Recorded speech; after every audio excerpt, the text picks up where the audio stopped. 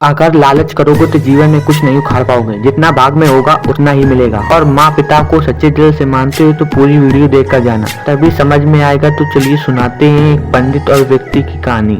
एक दिन एक व्यक्ति ने पंडित जी से पूछा कि उसका भाग कैसा है और उसके भाग में कितना धन है। पंडित जी ने उसकी भाग की कुंडली देखकर बताया कि उसके भाग में रोज 50 रुपए हैं। पंडित जी की बातें सुनकर वह आदमी ज्यादा खुश तो नहीं हुआ, लेकिन जब उसकी जरूरत इतने पैसों से पूरी हो रही थी तो उसने फिर ज्यादा नहीं सोचा।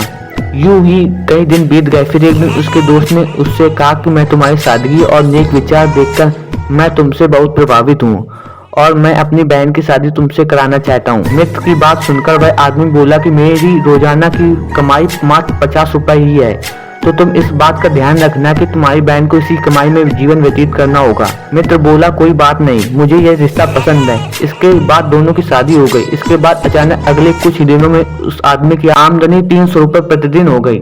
उसके बाद आदमी पंडित जी के पास गया और कहा कि परमात्मा ने तो मेरे भाग में 50 रुपए ही लिखे थे, लेकिन मेरी अब रोजाना 300 रुपए की आमदनी होती है। पंडित जी मुस्कुराए और फिर बोले क्या हाल ही में तुम्हारा कोई रिश्ता या मंगनी हुई है? वह आदमी बोला हाँ हुई तो है। तब पंडित जी बोले ये बाकी के रुपए तुम्हें उसी के भाग से मिल रहे हैं। इसके कुछ दिन बाद उसकी पत्नी गर्भवती हुई, जिसके बाद उसकी आमदनी 300 से बढ़कर 500 हो गई।